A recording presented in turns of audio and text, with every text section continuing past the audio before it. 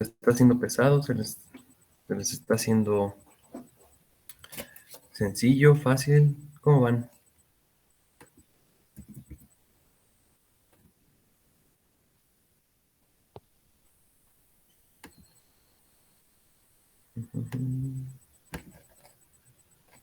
Bien, Yo creo. sí me he tardado.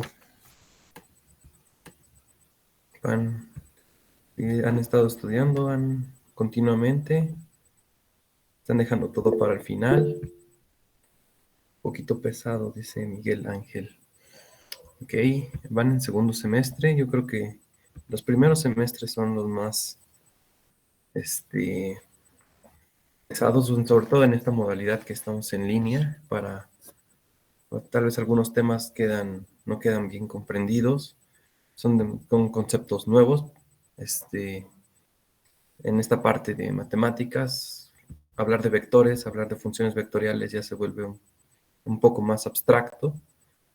Entonces, si tienen alguna duda con algún tema que hayamos visto, pues adelante. No lo dejen así, no la dejen pasar, porque conforme vayamos avanzando en el temario, cada vez vamos a ir tal vez retomando conceptos que ahorita ya son nuevos, o incluso de álgebra o de cálculo de primer semestre, que ya se deben conocer, que ya se tienen que manejar de manera adecuada, ¿ok? Entonces, no lo dejen pasar, ¿vale? Si tienen alguna duda con los ejercicios de la lista, pues también adelante, se pueden resolver aquí, en este espacio de las clases. Estamos a unos días, queda esta semana para que puedan estudiar antes de estudiar, repasar, comprender de manera correcta, para que puedan llegar a su examen de manera, ¿cómo se dice? De manera completa. Y les vaya bien, ¿ok? No, el objetivo no es tanto reprobarlo, sino que entiendan y sepan usar estas nuevas herramientas matemáticas, ¿ok? ¿Ya tienen alguna noticia sobre sus laboratorios? ¿Ya tienen fechas para poder asistir al instituto? Pues hoy vamos a ir a un laboratorio. Hoy martes. Estoy revisando sus horarios y hoy les toca. Tienen electricidad y magnetismo, tienen química. Creo que serían las Sí, a únicas. química. Son las únicas que tendrían de prácticas, ¿no? Y su horario es química a la 1. Ok. Entonces, a ver, aquí tenemos más comentarios. ¿Me puede explicar el ejercicio 3? Ahora vamos allá. Y Jair dice, ¿el examen es en plataforma o a mano? De hecho, la modalidad que estoy pensando para su examen va a ser de que yo les envío un archivo, así como el de las tareas, un archivo compilado, un PDF, y ustedes lo van a resolver aquí en el tiempo asignado a la clase. De tal manera que ustedes lo resuelven en hojas y al final les voy a dar unos minutos más para que ustedes lo compilen, tomen fotografías y me lo envíen así como le han estado haciendo con los ejercicios de sus tareas. ¿Ok? Sería que lo resuelvan a mano en hojas desde sus casas y al final me envían todo el procedimiento que hayan hecho. ¿Ok? Esa es la modalidad que yo trabajo. Muy similar a cómo han resuelto sus ejercicios, Jair. ¿Ok? Entonces, me comentan que hoy van a ir al rato algunos de ustedes van a ir a presentar sus laboratorios, ¿no? Entonces, la próxima semana quedarían en este mismo horario de martes o todavía están por confirmarles.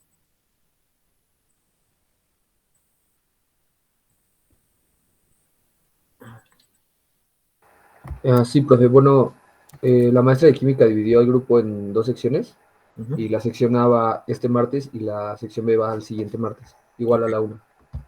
martes, perfecto. Bueno, bueno, yo les había apartado la fecha de su primer parcial, el 7 de marzo, que viene siendo el próximo lunes, entonces no hay ningún problema. Sí, me tenía un poco de pendiente con eso.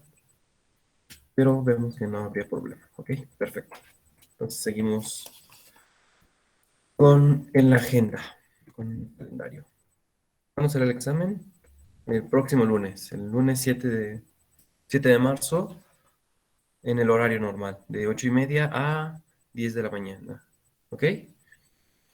La modalidad va a ser aquí en línea. Yo le subo el archivo, o no sé si lo voy a andar proyectando aquí en la pantalla o subírselos directamente al Classroom para que tengan acceso y lo descarguen y lo resuelvan en el tiempo establecido. Van a venir ejercicios muy similares a los que ya han estado estudiando de la lista 1 y de la lista 2, ¿ok? Son los temas que se han visto hasta ahorita en estas semanas, de tal manera que continúen estudiando, repasando los temas. Si hay alguno que no haya quedado claro, adelante. Podemos resolver las dudas. Lo que sí les pido es que, bueno, yo doy por hecho que tal vez ustedes ya saben muchas técnicas de cálculo, por ejemplo, derivadas, hasta ahorita, una que otra integral, cuando vimos los temas de longitud de arco. Y si ustedes tienen alguna duda también con esos temas, en cuanto a resolver, calcular derivadas, también podemos asignar un pequeño espacio de la clase para poder abordar esas dudas, ¿ok? Esas son cuestiones que ustedes ya deberían manipular, ya deberían tener mucha práctica con ellos, ¿ok? Aquí ya lo que vamos, como es cálculo de varias variables, ya uno tendría que tener mucha habilidad con las funciones de una variable. También con cuestiones de álgebra, ¿ok? Muy bien, entonces aquí teníamos un comentario extra de Gómez Osorio, Mitzi, que dice el ejercicio 3. A ver, ayer había quedado pendiente un ejercicio, ¿eh? Vamos a abordar primero este ejercicio 3 y luego terminar con el ejercicio que quedó ayer de la curva y toda su estructura TNB, ¿ok? Muy bien, a ver, Mitzi, en sí, ¿cuál es tu duda? Bueno, aquí, compañera Rositeno, ¿con cámara encendida, profe? ¿O solo en encendida? Pues sí, les pediría que tengan encendida su cámara para nada más verificar que no se estén copiando. Claro, sé que aquí en modalidad en línea hay muchas facilidades, pero sin embargo, yo no les doy restricción con respecto a que utilicen formularios, a que revisen materiales extra, revisen las pizarras que yo he estado subiendo de las clases o incluso que consulten algún PDF de algún libro. No pongo restricciones. Sin embargo, pues si ustedes estudian, ya tendrán los mecanismos que tienen que llevar a cabo para poder resolver el ejercicio. Y entonces, si no han estudiado y quieren consultarlo todo al momento, pues yo creo que no les va a dar el tiempo suficiente debido a que voy a estructurar a que el examen se resuelva con una cantidad de ejercicios suficientes, dado que ustedes ya deben conocer los mecanismos para abordarlos, ¿ok? Entonces, ese es como yo aplico los exámenes, ¿ok? Y dice, ahora sí, ¿cómo sacar el ángulo? Muy bien. Ahora sí les voy a compartir. Espero que ya no haya más dudas con respecto a cuestiones del examen, cuestiones de cosas similares, ¿ok? Dice el ejercicio 3, tenemos dos curvas. Una curva R1. Voy a nada más dar el esquema para que ustedes terminen de resolverlo, no lo voy a resolver completamente. En el ejercicio 3 de la lista 2 tenemos dos curvas parametrizadas, ¿ok? Recuerden que hablar de parametrización es prácticamente que la función vectorial depende de una variable, ¿ok? En este caso, por la notación que hemos llevado, la curva debe tener tres componentes cuya componente, cada una de las entradas, que van en las direcciones I, J y K, son funciones de una variable, de la misma variable. Esto es hablar de parametrización, ¿ok? De un parámetro que viene siendo la variable que define a nuestra función vectorial. Entonces, tenemos una R1 definida, ahí se da la forma explícita, t cuadrada y t cúbica para cada una de estas entradas, ¿ok? No vamos a ponerlo de manera explícita. R1 va a ser t en dirección y, t cuadrada en dirección j, y t cúbica en dirección k. Cada una de estas tres entradas son funciones de variable t, cada una un polinomio de grado 1, 2 y 3 y así, ¿ok? Son funciones sencillas, ¿ok?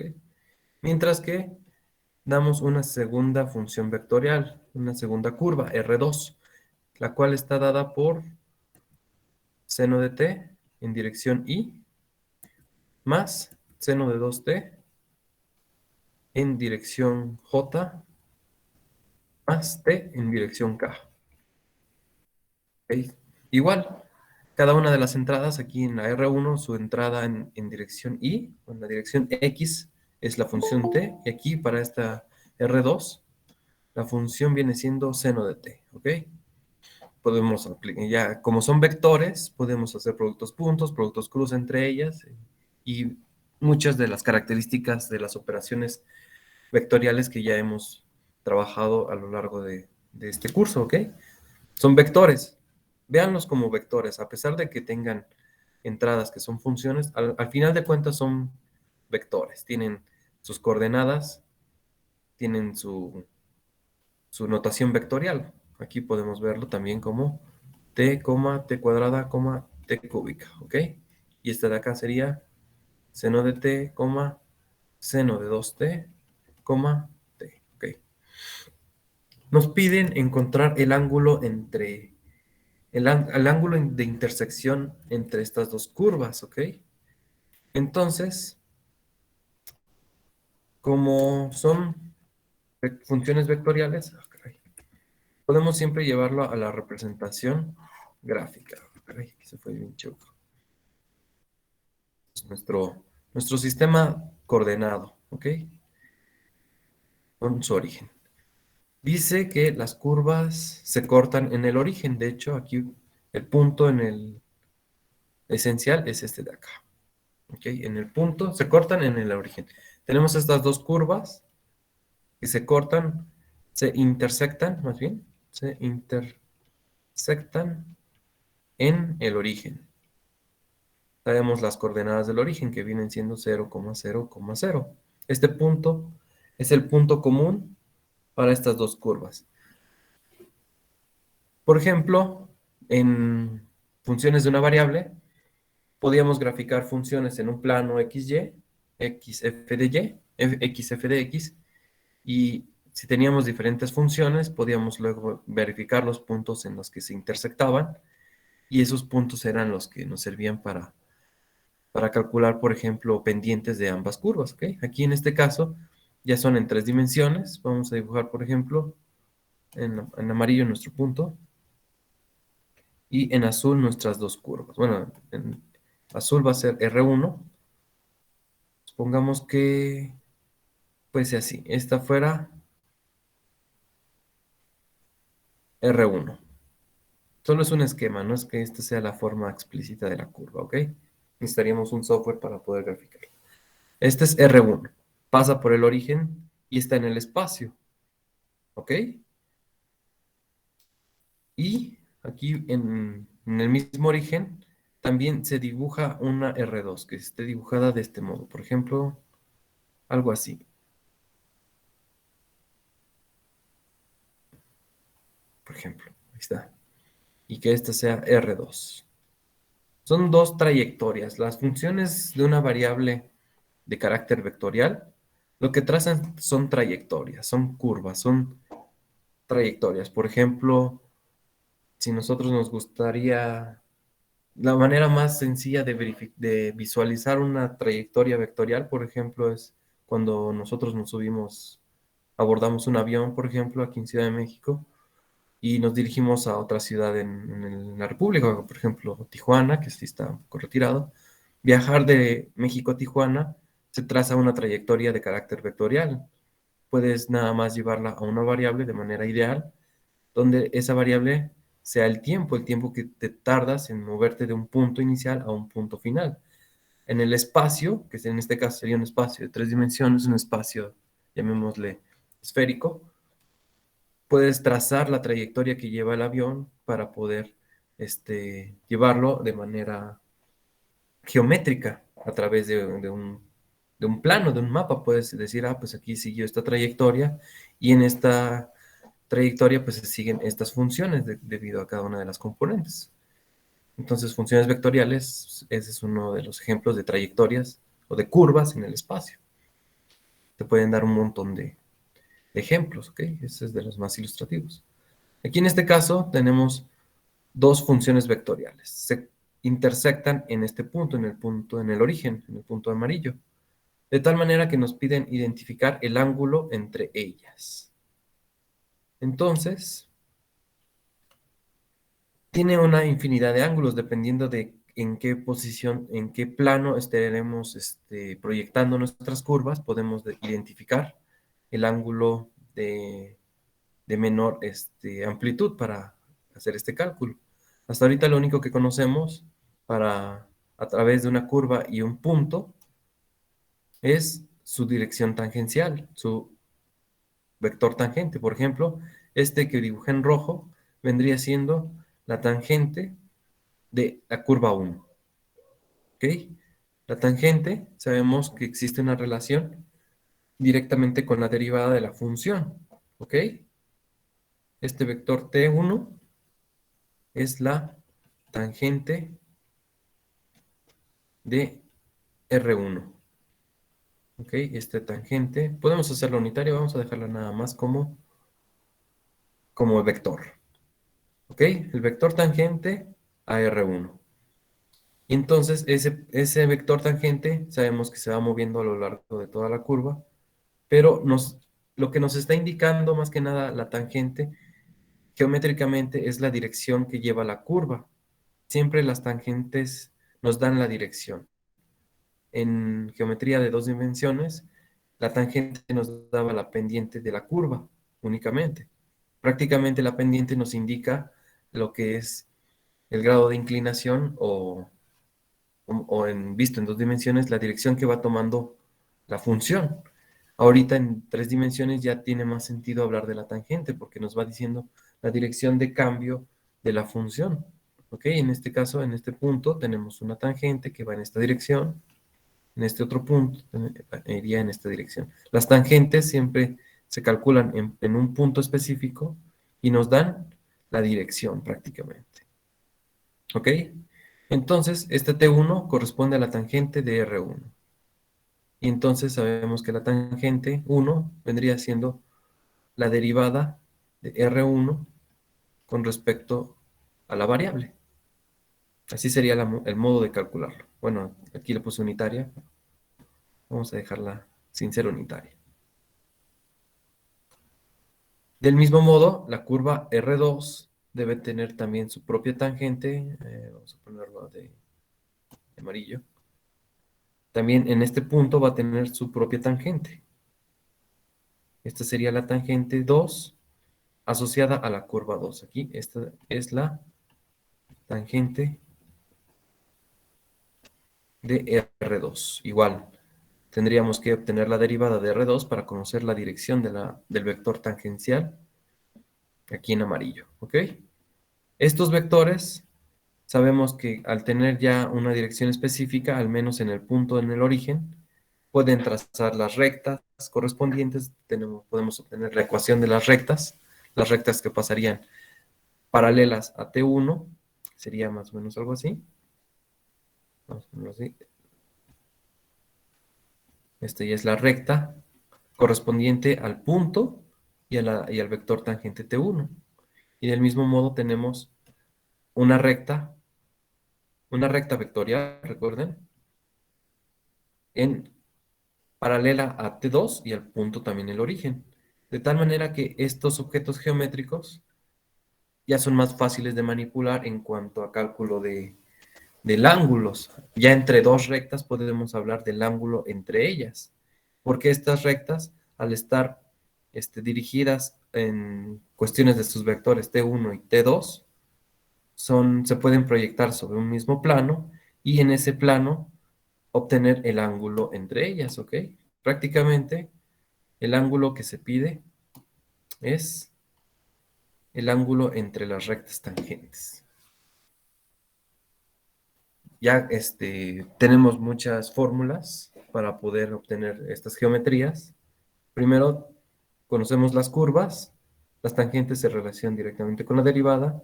Con esto podemos construir las rectas tangentes. Y hicimos muchos ejercicios de ecuaciones vectoriales de rectas tangentes o de ecuaciones paramétricas. Hay que hacerlo 2 veces. Y a partir de ahí, pues, uno podría irse por el camino largo y construir la ecuación del plano. Y en el plano obtener el ángulo entre estas dos rectas. O bien, si únicamente uno ya tiene las direcciones tangenciales, pues puede conocer el ángulo entre estos dos vectores de manera inmediata. ¿Ok? Entonces, el ángulo que se está pidiendo, el ángulo aproximado entre estas dos curvas, se va a dar directamente por el ángulo entre las tangentes. ¿Sí quedó claro? ¿Quién fue? Mitzi.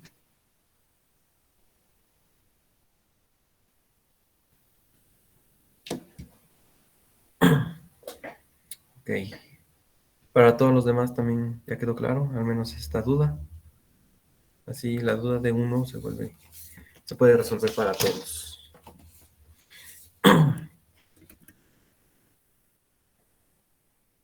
Ok. ¿Alguna otra duda con los ejercicios de la lista?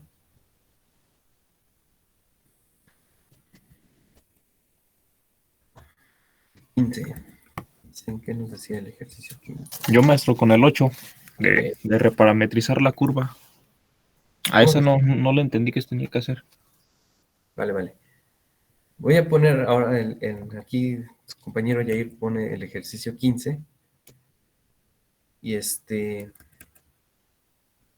y ahorita vamos con el 8, ¿vale? En el ejercicio 15, pues prácticamente es una identidad vectorial, ¿ok? Lo que se pide es mostrar o demostrar de manera analítica que se cumple una igualdad. Entonces, en este caso, es un proceso de nada más, digámosle de comprobación, porque la fórmula que tenemos que demostrar o mostrar que se cumple la identidad es que la derivada del producto punto de estos dos vectores con un producto, esto es un triple producto escalar, es igual a todo una igualdad. Este ejercicio, de hecho, el último ejercicio también de la lista 1, que estuve revisando algunas tareas y y muy pocos lo resolver.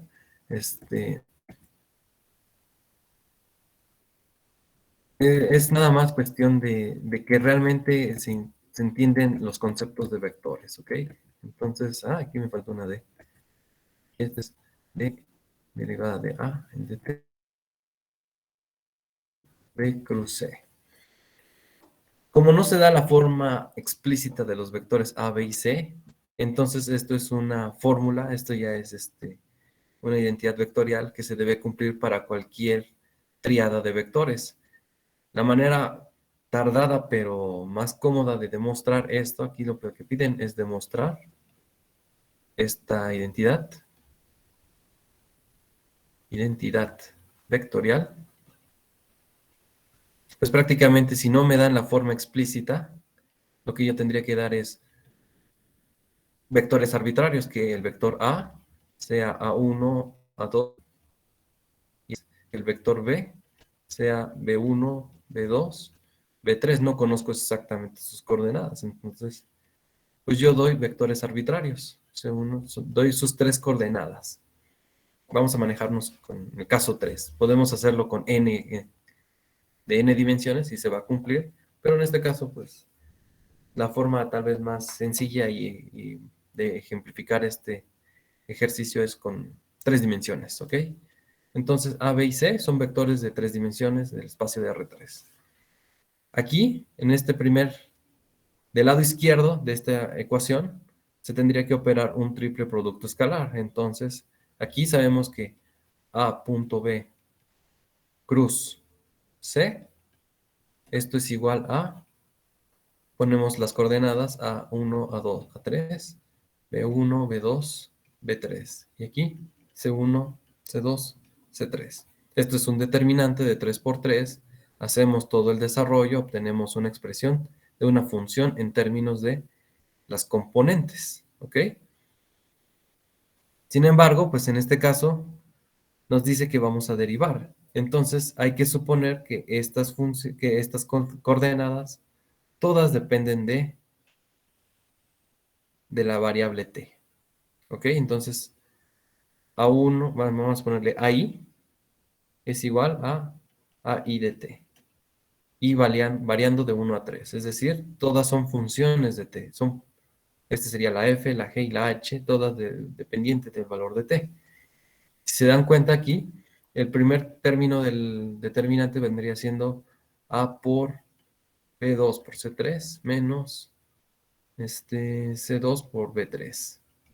Como todas estas son funciones de la misma variable, de la variable t, 2, B3.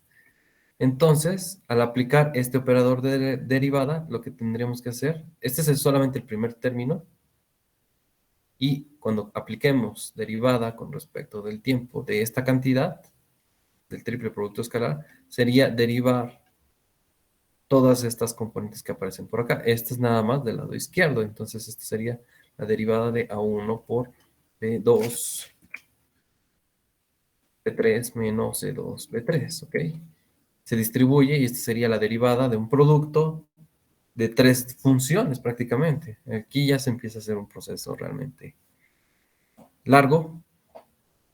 Aquí ya estas son 3 funciones de la misma variable y derivarlas, se sigue la regla del producto distribuido bajo la suma. Esto solamente es para obtener la expresión del lado izquierdo. Y luego hay que operar el lado derecho. Igual a manera de componentes. Primero, realizar el producto punto de A y B. Y luego el resultado, no, aquí sería así. Debido a que los productos cruz nos tienen que dar vectores que tienen que dar un vector. Hacer A punto B nos daría un escalar y un escalar no se puede operar de manera vectorial con cruz con otro vector. ¿Ok? Entonces esto sería así. Primero se hacen los productos cruces y después se hace el producto punto. De este lado, por ejemplo, el primer sumando, igual hay que hacer el producto cruz, que sería B cruz la derivada de C con respecto de T.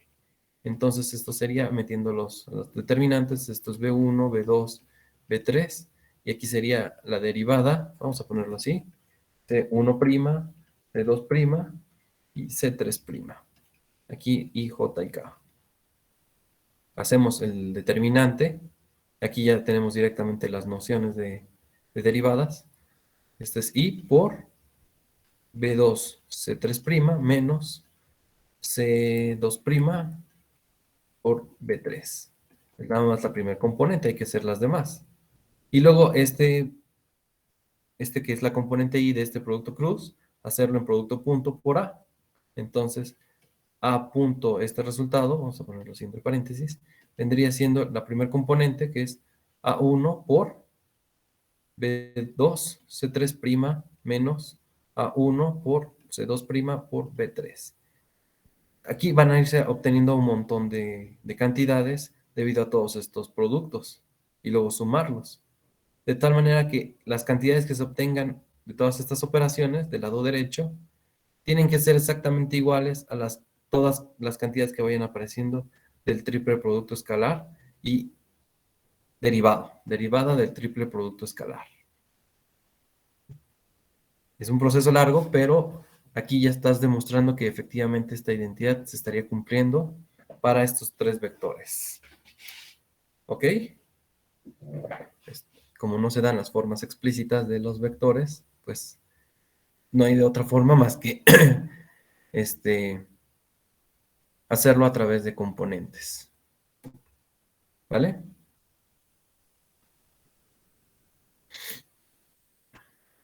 ¿Sí, Jair? Sí, profesor, gracias. Ahora sí, me decían que el problema 8. El problema 8. Ah, la reparametrización. Ujú.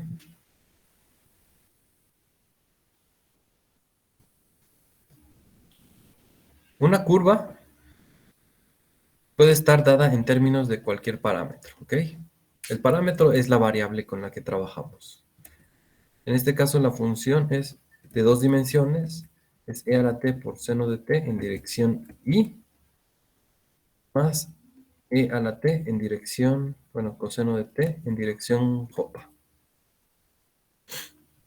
Esta es la curva en 2 dimensiones, es una exponencial multiplicada por las dos trigonométricas usuales, seno y coseno. Está dada en términos del parámetro t, de la variable t.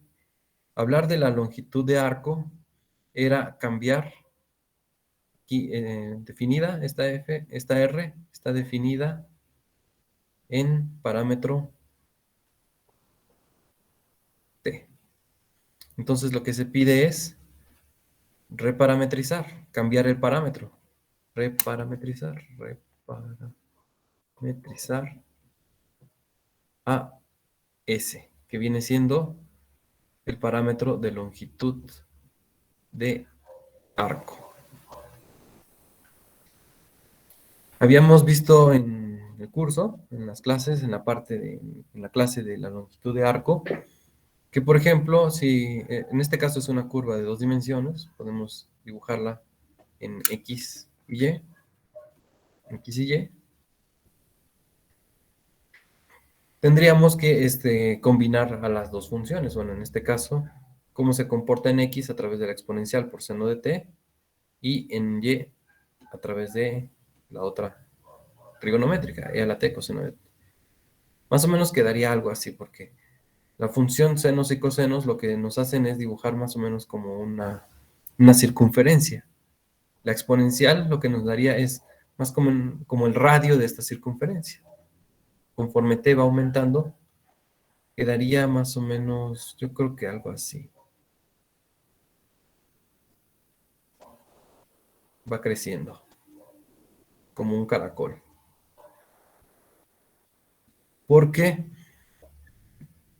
para t igual con 0, de hecho empieza en 1, para t igual con 0, tenemos seno de 0 que vale 0, estaríamos en coordenada x igual a 0, y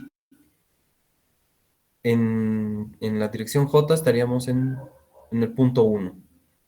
Aquí es con t igual con 0, sustituimos t igual con 0 y tendríamos e a la 0 que vale 1 por seno de t 0 que vale 0. En dirección x más e a la 0 vale 1 por coseno de 0 también vale 1 en dirección j. Aquí estamos en el punto 0,1, ¿ok? Es nuestro punto inicial. Claro, podemos ponerle t's negativas, pero ahorita vamos a empezar en este punto porque dice que la curva desde t igual con 0, para parametrizar, desde t igual con 0 en la dirección creciente. ¿Ok? Entonces nuestro punto inicial es este. Como les dije, tener senos y cosenos en una función de 2 dimensiones, lo que nos daría prácticamente es como un círculo. Pero como están multiplicados por estas exponenciales, el radio de ese círculo estaría aumentando de manera exponencial. Por eso no se va cerrando, ¿ok? Y así sucesivamente. Esta sería nuestra curva en un espacio de 2 dimensiones, dada por estas expresiones, ¿ok? Entonces, esto es visto con el parámetro t. Cuando hablábamos de longitud de arco con el parámetro s, lo que hacíamos era identificar o clasificar a la curva en términos de un elemento que está sobre la curva. Este es nuestro elemento de S, o más bien estaríamos describiendo ahora a la curva en términos de los elementos que están sobre la curva. Una longitud de arco, de aquí, acá tenemos longitud de arco. Por eso este parámetro nos está explicando, nos está indicando más que nada, cómo va creciendo la curva sobre la curva. Aquí en parámetro t nos dice crece con respecto a un parámetro externo. una variable externa que te define los puntos. Un punto t te define acá. Para otro punto t, llamémosle tal vez igual con 10, hay que sustituir para t igual con 10, nos quedaría e a la 10 por, bueno, tal vez no 10, e a la 4pi. T igual 4pi, tendríamos que sustituir e a la 4pi por seno de 4pi, que esto es un 0 también. Y en dirección j sería e a la 4pi por coseno de 4pi, que esto es 1. ¿Ok? Entonces, en este punto, para un parámetro de 4pi, las coordenadas de la curva son solamente 0, e a la 4pi. Estaríamos tal vez aquí. Aquí es para t igual a 4pi. Entonces, por ende, aquí estaríamos en t igual a 2pi. Se pueden ir identificando puntos a través del parámetro t. Sin embargo, hablar del parámetro de longitud de arco, lo que estaríamos dando es elementos de la curva de cierta longitud. Dependiendo de qué tan grande sea la S, es qué tan grande va a ser la longitud de nuestra curva. Esa es la diferencia entre hablar del parámetro t y el parámetro S. Aquí tal vez estaríamos hablando de un S igual a 10. Y aquí estaríamos hablando de un S igual a 0.1, por ejemplo. ¿Vale?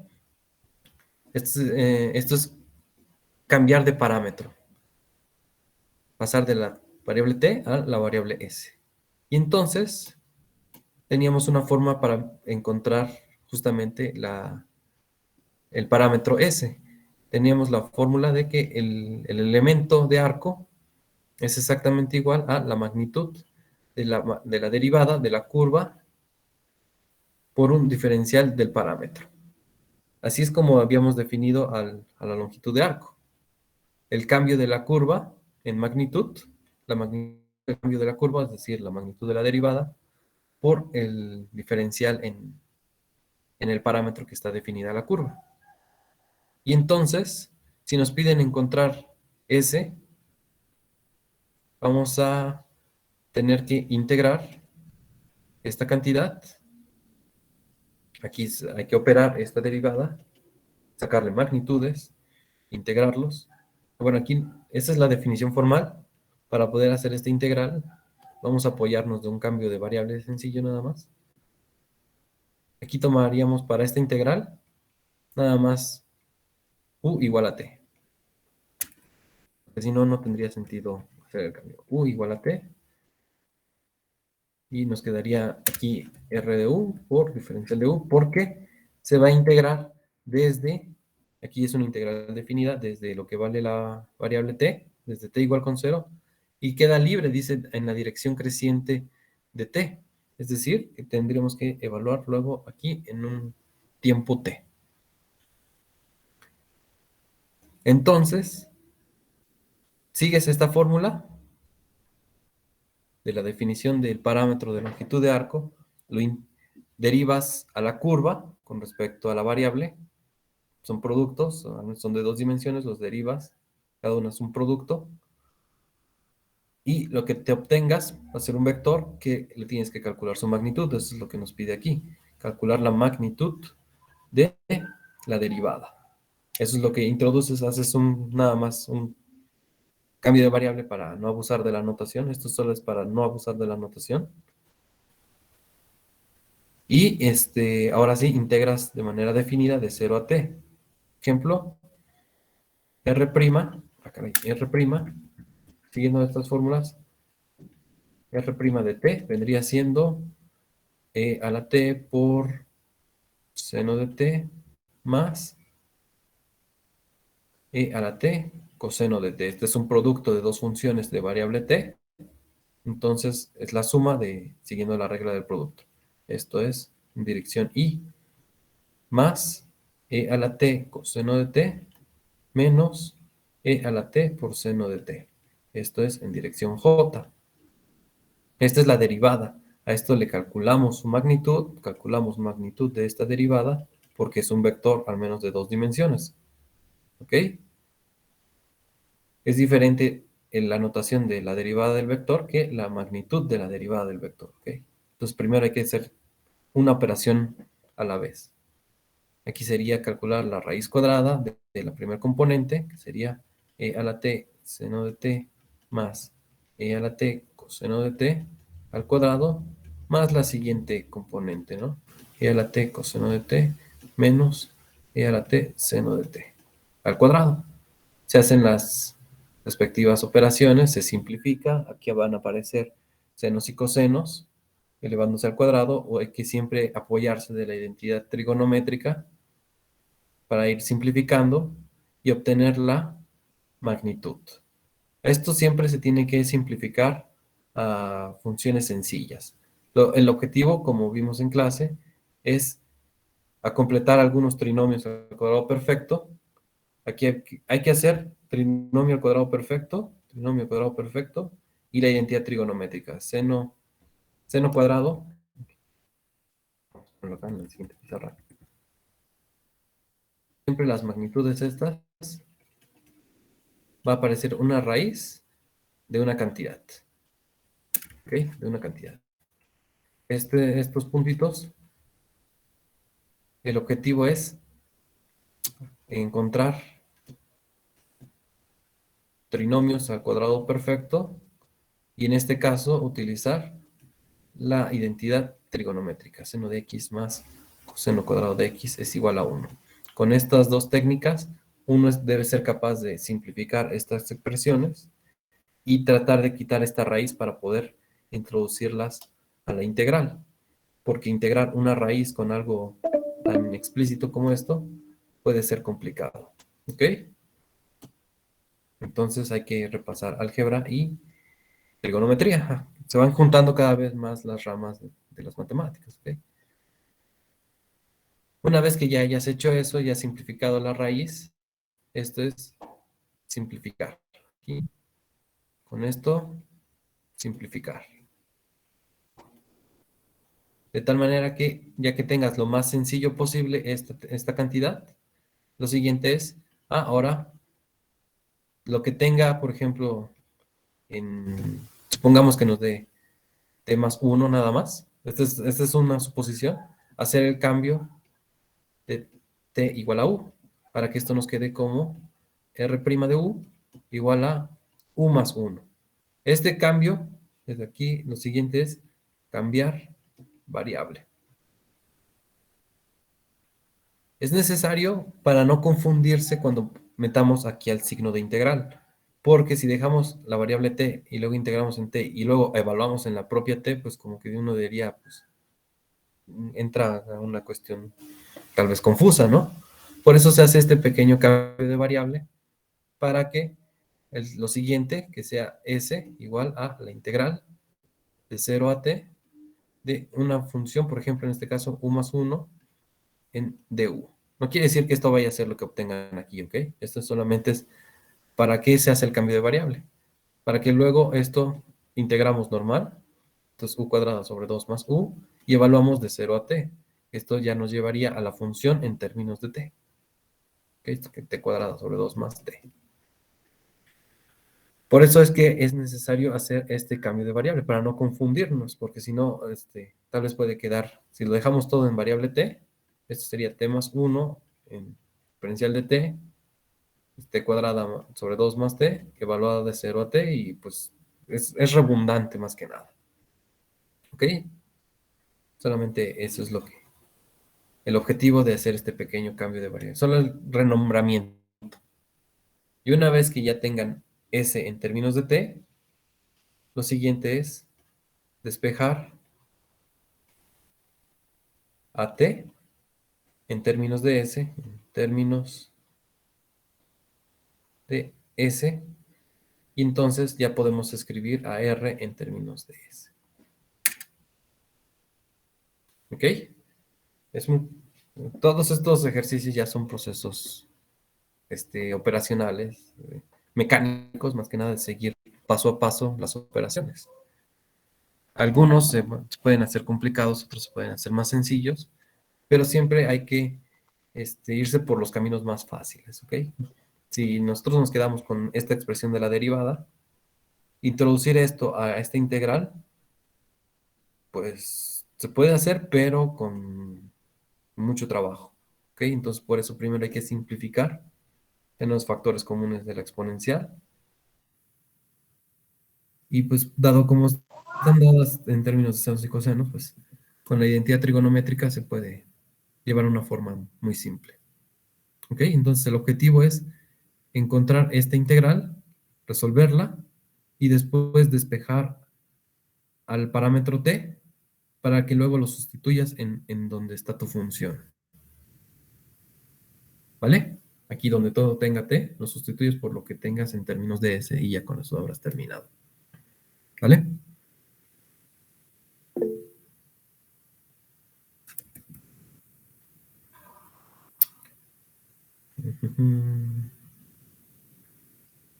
Dice su compañera Suri, el ejercicio 13. Muy bien, ¿cuánto tiempo nos queda aquí? 6 minutos. Mejor vamos a ir cambiándonos para que no se corte la explicación durante la clase.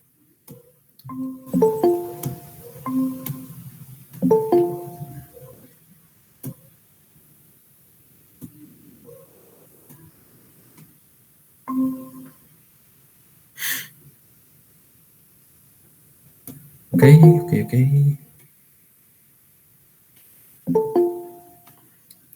El ejercicio 13. Creo que ya se están agregando a esta sesión.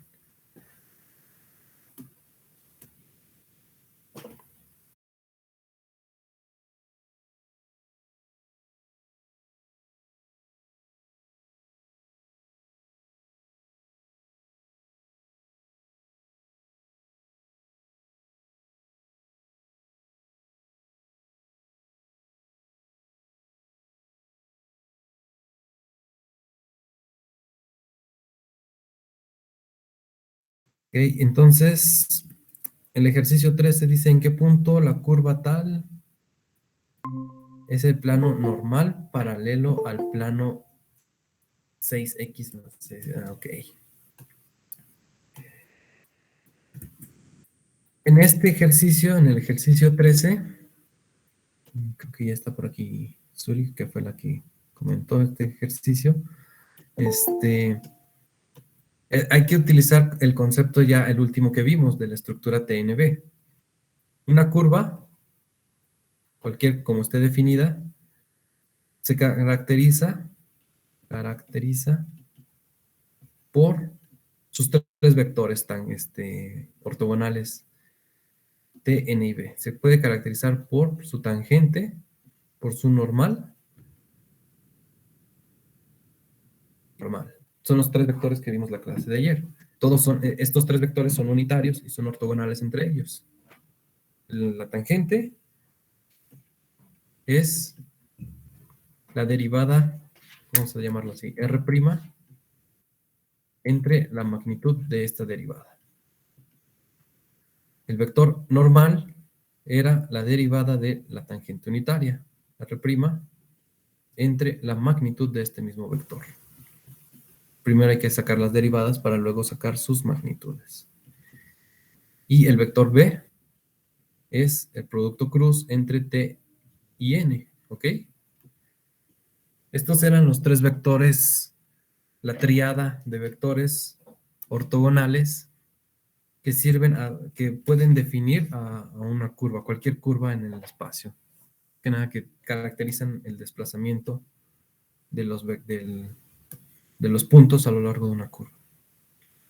Con el ejercicio que quedó pendiente ayer, yo creo que lo vamos a abordar en la clase de mañana, y ya viéndolo a través del software con GeoGebra, estos tres vectores se ven de manera genial, ¿ok? Entonces, estos tres vectores, T, N y B, es la estructura TNB. Entonces, estos caracterizan por TNB, que nos llevan a la estructura TNB. Sobre todo para geometría diferencial, trayectorias a lo largo del espacio. Entonces, al ser tres vectores que se caracterizan en un punto, estructura TNB en los puntos de la curva, en los puntos del espacio. En cada punto se dan estos tres vectores y en un punto P,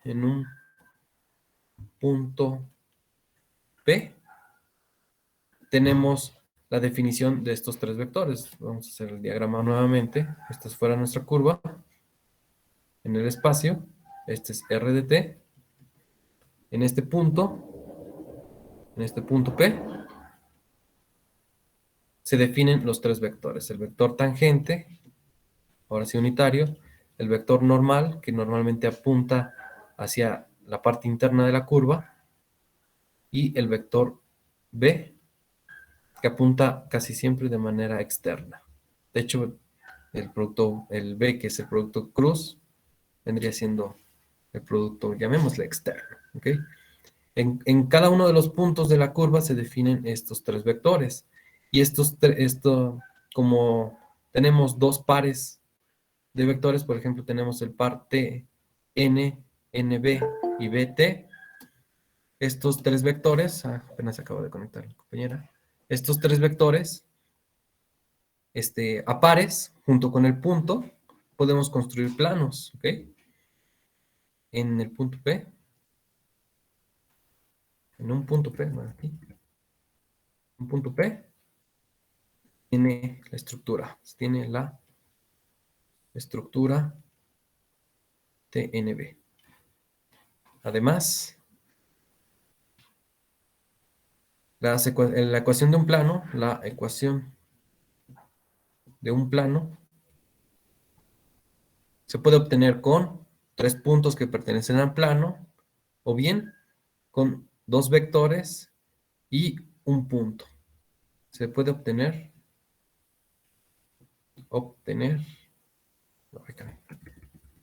haciendo un plano se puede determinar con dos vectores y un punto. Si tenemos esos dos elementos, podemos definir la ecuación de un plano. Ya vimos también cómo determinar estas cantidades. En este caso tenemos tres vectores y un punto. Entonces se definen tres planos característicos. Si tomamos dos vectores y un punto, o también con punto y normal. Esta era la principal que habíamos tomado. También podíamos tener con tres puntos definir un plano, ¿ok? Con un punto y el vector normal definíamos a la ecuación de un plano. En este caso, tendríamos tres vectores que actúan de manera normal a un punto, al punto P. De tal manera que se definía el plano normal cuando el vector normal, el vector perpendicular, iba a ser la tangente en el punto P. Definíamos el plano osculador, cuando el vector normal para definir un plano es el vector B, igual en P. Cada uno de estos planos son diferentes, no es el mismo, porque aquí, por ejemplo, el plano normal, cuando la normal es el vector tangente, se define este de acá, ¿ok? En el punto P.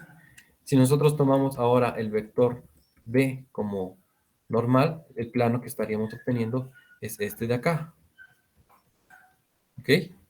Mientras que si el último vector que nos queda es el vector N, el plano que estaríamos formando sería este de acá. ¿Ok? Se forman tres planos completamente diferentes.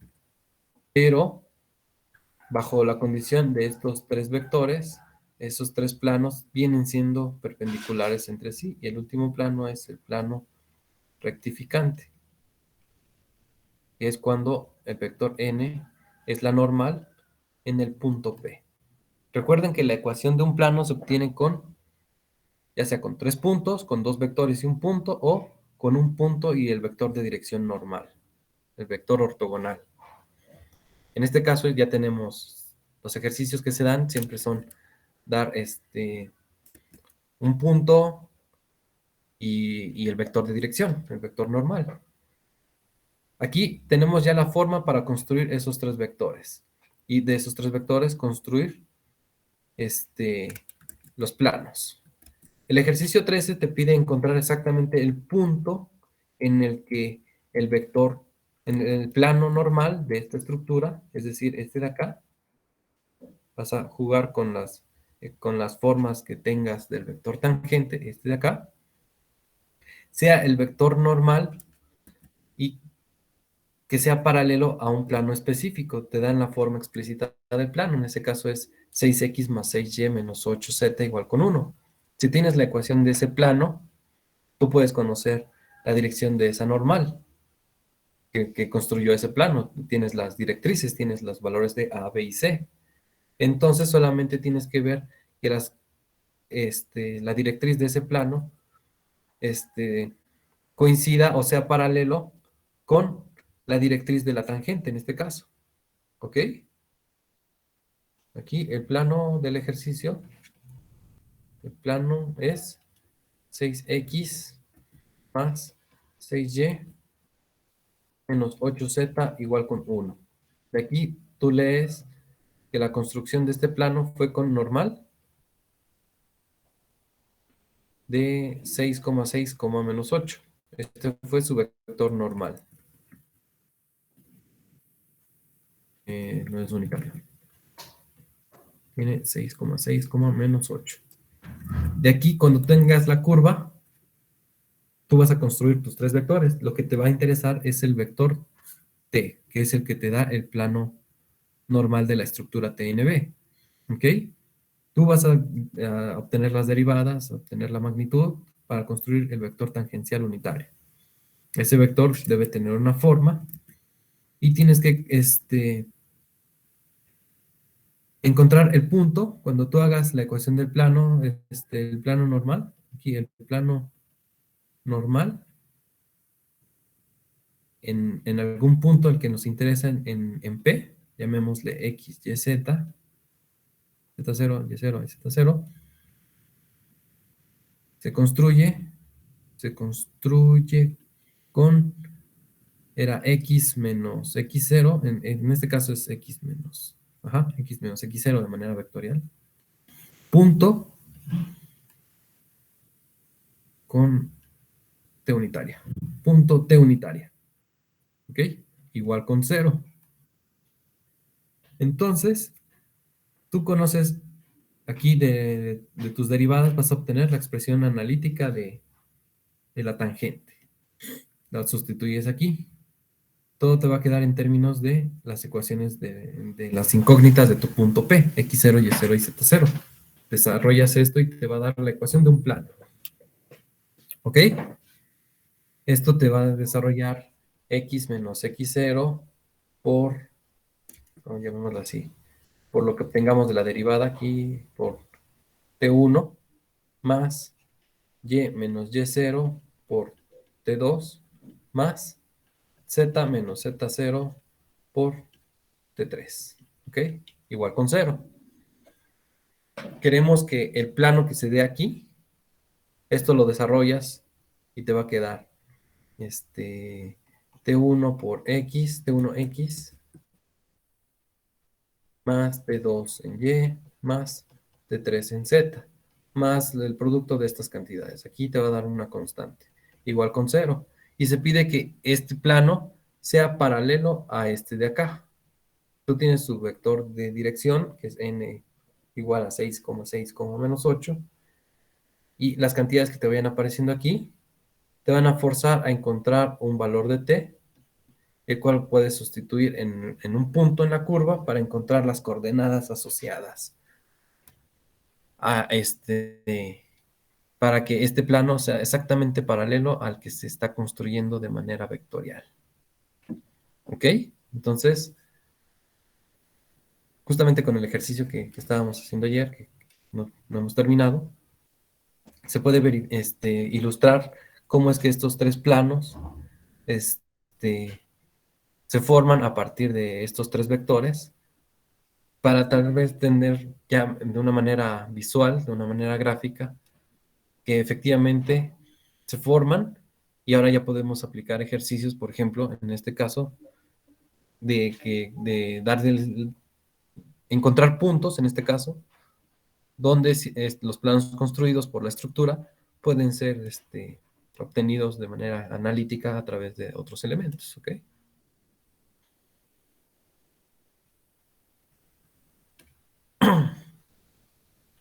¿Sí quedó claro este proceso? Sí, profe, me quedó claro. Gracias. Bien. Mientras que aquí su compañero ya dice que con ejercicio 4. Ajá. El ejercicio 4, pues nos dan una curva, pero a través de su derivada, ¿ok? Entonces dice que encontrar R de t. No la conocemos, esto es lo que nos piden. Lo que conocemos es la derivada a partir de que R' de t, R' vale una cantidad.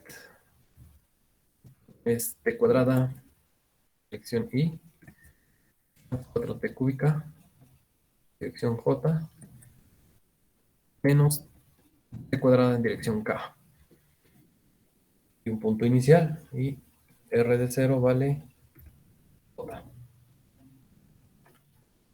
Pues, a ver, ¿qué decía ya? Dice, tengo dudas con el 4. Estos es los datos que nos dan. Encontrar esta función vectorial a partir de esta expresión y este valor inicial. Si nosotros tenemos la forma explícita de R, podemos construir la derivada, pues derivando cada una de los componentes. En este caso, si R normalmente está dada con sus funciones componentes, la f de t más g de t, dirección j más la h de t. Construir la derivada es derivar cada una de estas dos, cada una de estas tres funciones de manera independiente. Y podemos calcular las magnitudes porque siguen siendo vectores. Ahora, ¿cuál es la operación inversa de la derivada? Porque nosotros tenemos, a partir de la derivada queremos construir la función vectorial. ¿Cómo le haríamos, Yael? ¿Con la integral? Efectivamente, ¿Integral? con la integral. Si nosotros de R, más bien, tenemos R, construimos R' prácticamente derivando. Si lo que tenemos es R', queremos construir R a través de la integral de la derivada. Entonces, si la derivada se construía derivando de manera independiente cada una de las funciones componentes, puedes construir la integral de una función vectorial. Efectivamente, tendría que ser la integral de cada una de las componentes. Si tenemos la derivada de manera explícita en variable t, entonces sería integrar cada una de las componentes en la variable t, dirección i, más la integral de 4t cúbica en dt, dirección j, más la integral de menos t cuadrada dt en dirección k. Esta sería una integral indefinida, no tiene límites. ¿Ok? Se integra de manera idéntica que como derivabas componente a componente. Son funciones de una variable, se conoce la integración, son sencillas. Entonces, el resultado te va a dar una función, llamémosle f mayúscula en t, en dirección i, más fg en dirección j, más h dirección k, más un vector constante. ¿Ok? Recuerda que la integral de una variable te generaba una constante de integración cuando trabajabas una integral indefinida. Si estuviera definida, pues la constante se cancela. Siempre esta función obtenida a través de la integral debe generarte una constante de integración. Esa constante se va a poder obtener con el dato inicial, como en ecuaciones diferenciales. Si tú tienes la función a integrar, necesitas una condición inicial para poder establecer ya la forma analítica de la función original. Si no tienes la condición inicial, pues no puedes operar siempre te va a quedar la constante de integración de manera arbitraria. Si tú tienes la condición inicial, puedes identificar el valor de esa constante. ¿Ok? Entonces, tú integras de manera normal y te da las funciones, componentes de la función r de t. Y te dice que, como todo está en variable t, la condición inicial es, luego en r de 0, es evaluar las funciones que te generen en 0 más g de 0 en j más h de 0 en dirección k. La constante ahí se queda, pero la condición inicial te dice que evaluar esta r en 0 tiene que ser exactamente j. Aquí vas a ir cancelando algunos términos, porque dos vectores solamente son iguales si sus componentes son iguales, y eso te va a permitir encontrar el vector c.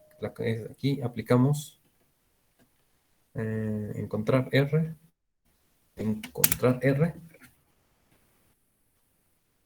con la integral. Y aplicamos la condición inicial. Condición inicial para determinar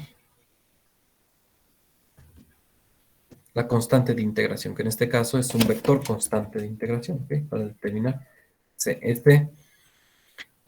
Establecerías un sistema sencillito, porque justamente lo que te dé la evaluación en f de i y en f de 0 y h de 0 se tienen que cancelar para cumplir con la condición inicial. ¿Vale? Sí, profe, ya quedó claro, gracias. Aquí ya hablar de, estarán dando cuenta ya en estas funciones vectoriales.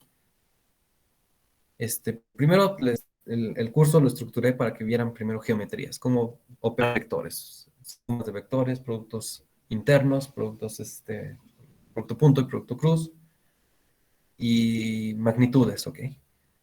Ahora estamos ya introduciéndonos a las funciones a través con cálculo. Estamos combinando las derivadas y la integral de la función de variable real a través de 3 veces, ¿ok? En este caso, pues, son funciones de R3. Usamos mucha álgebra.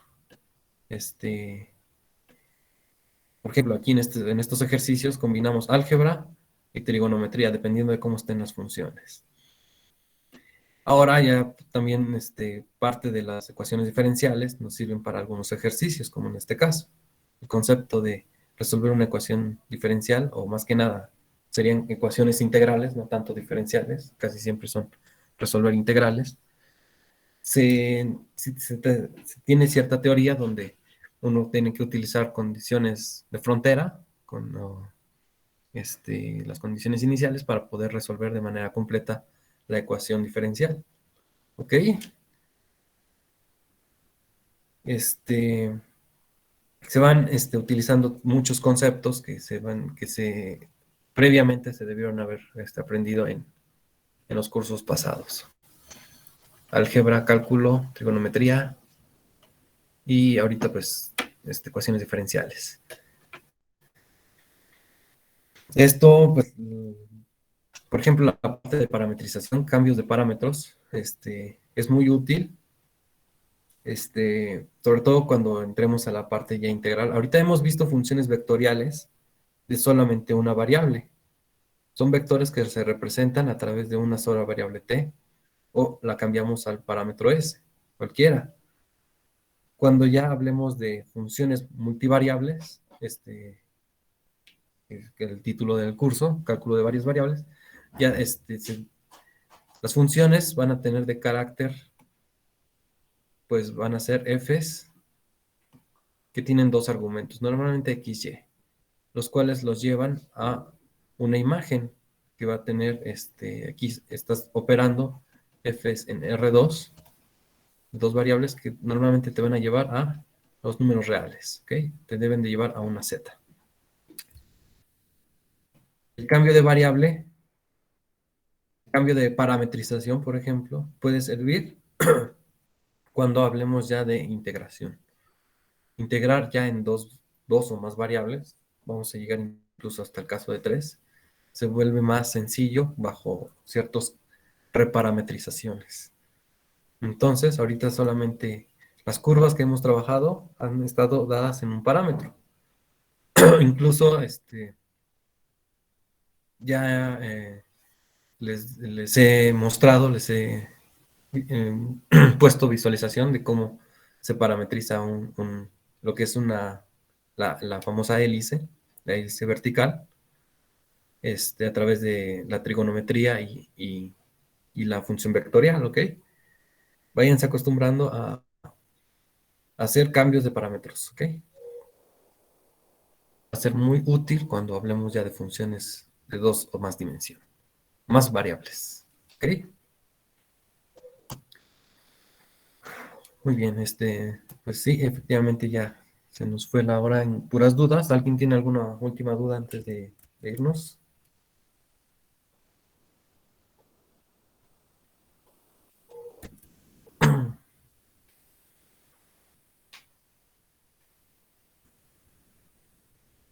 Por el momento no, profe. Vamos bastantes ahorita en esta clase. Creo que también era necesario resolver dudas, solo que pues espero que ya hayan avanzado bastante en sus ejercicios, estos de la lista 2. Tenemos todavía la clase de mañana, miércoles y jueves para resolver más dudas que vayan apareciendo. Y y efectivamente para que puedan estar preparados para su examen. Muy bien, el ejercicio que quedó ayer pendiente, no sé si lo han continuado. Esto vamos a borrarlo. Ya no sé si lo han terminado o sigue pendiente.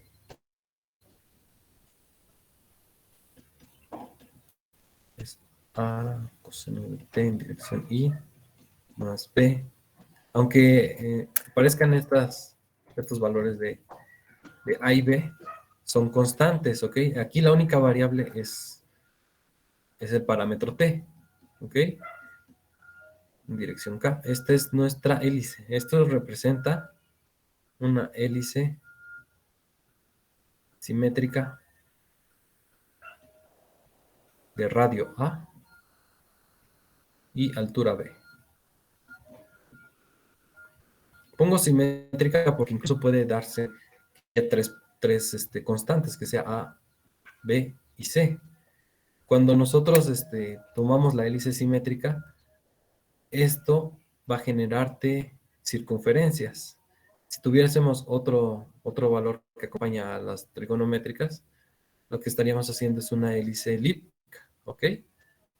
La clase de mañana quisiera ya abordar esta parte, junto con el software de GeoGebra, para que vean esta hélice ya sea simétrica o elíptica, ¿ok? Y toda la estructura TNB que se va formando en cada uno de los puntos de una curva. Entonces, ya se le calculó su tangente. Vamos a seguir poniendo las fórmulas entre R' y su normal. Estos vectores solamente hay que seguir las fórmulas, ¿ok? No hay mucho, no creo que sean complicadas. Aquí es derivar, ya sabes, derivar cada una de las funciones con respecto a la variable en cuestión. Los demás son constantes, ¿ok? A y B son constantes.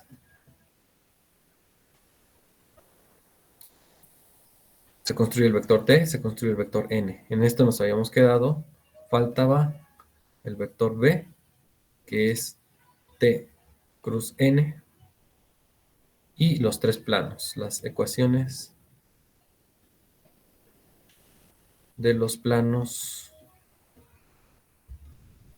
plano normal, el punto de interés era el punto A, 0,2 pi. Necesitamos un punto para encontrar la ecuación. Plano normal en P, el plano osculador en P y el plano rectificante en P. ¿Ok? Sí. Entonces, esto ya estaba y este también. Faltaban todos estos elementos. Inténtenlo, o sea, no esperen a que yo se los resuelva. Aquí ya, estas operaciones ya las saben hacer, ya saben calcular el producto cruz, saben obtener la ecuación de un plano. Inténtenlo para que mañana se dé un poco más rápida la clase, ¿ok? Un ejercicio extra. Ok, ahora sí, ¿alguna última duda o comentario final?